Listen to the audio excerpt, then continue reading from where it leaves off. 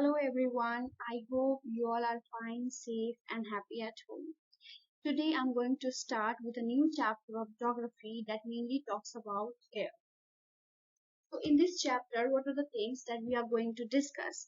So, first of all, we'll see the introduction of the topic, then we'll see the composition of the atmosphere, then next day we'll study about the structure of atmosphere, then the weather and the climate, temperature and air pressure, and lastly, we'll end the chapter by discussing about the wind and the moisture. So, what are the objectives of this video lesson? You will be able to define the atmosphere, about the gases which make the bulk of atmosphere, and also about the composition of atmosphere with the help of pie chart. Okay, so let's start. Here you can see in this introduction part the earth, then arrow mark, then the blanket of air and atmosphere. What does it mean? I have tried to explain about the atmosphere. Means the earth, as we better know that our earth is surrounded by a huge blanket of air called atmosphere. All living beings on this earth depend on the atmosphere for their survival. It provides us with air we breathe and protects us from the harmful effects of the sun rays. Without this blanket of protection, we would be baked alive by the heat of the sun during day and get frozen during night. So it is this mass of air that has made the temperature on the earth livable. Means simply the thing is that the atmosphere, this blanket of air, is very useful or important for us, that it protects us from the harmful sun rays, the many ultraviolet rays, many different harmful effects, many harmful rays. Like this blanket of air, it protects us from all those ultraviolet rays. Next, moving towards the composition of atmosphere. So, do you know that the air we take in while breathing is actually a mixture of many gases? Okay. So, first of all, we shall discuss about the gases which make the bulk of the atmosphere. Now, in this pie chart, you can see here, first of all, what do we take in? We take in oxygen. In this pie chart, you can see that the majority of the percentage of the mixture of gases is covered by the nitrogen, that is 78%. Then after that, we have oxygen, that is 21%, and argon, that is 0.93%. Carbon dioxide, it is 0.03% in the atmosphere, and rest of the gases, they combine to have 0.04%.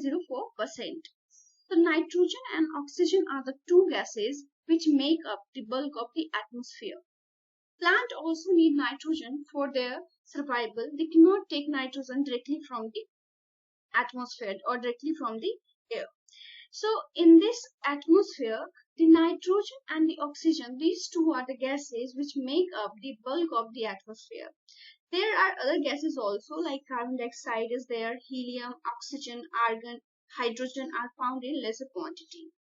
Apart from these gases, tiny dust particles are also present in the atmosphere. The pie chart gives you a better explanation, as you can see in the picture also, it gives you the better explanation of the percentage of the different gases, the percentage of the different gases which are present in the atmosphere. Like I told you about nitrogen, that nitrogen is the most plentiful gas in the atmosphere, and you can see here it is 78%. And this nitrogen, when we inhale, we take some amount of nitrogen into our lungs and exhale it. But the plant needs nitrogen for their survival. They cannot take nitrogen directly from the air, as I told you, but there are some bacteria that provide them with the nitrogen. Bacteria that live in the soil and roots of some plants take oxygen from the air and change its form so that plants can use it. So this was all about the things that how plants they get nitrogen, as they also need it for their growth and development and for the production of different things. Now moving towards the next slide. Now let's see about the different gases that is present in the atmosphere in detail. Oxygen, it makes up 21% of air. It is essential for most living things. Plants and animals take in oxygen during the process of respiration. Not only it can be found in air, it is also found in water and soil. So here what is the new thing we got to know? That oxygen is not only found in air, but it is also found in water and soil. And it is needed for burning also. Now about nitrogen. It makes up 78% of the air. Like just now we discussed that it is the like nitrogen is the gas uh, which is present in the atmosphere in the highest amount, that is 78%.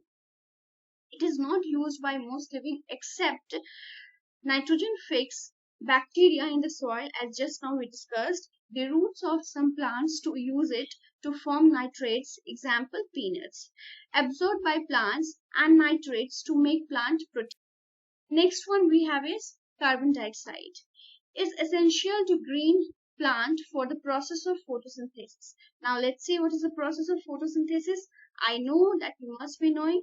Is combined together with the water and energy from the sunlight to make food or simple sugar. Oxygen is produced in this process.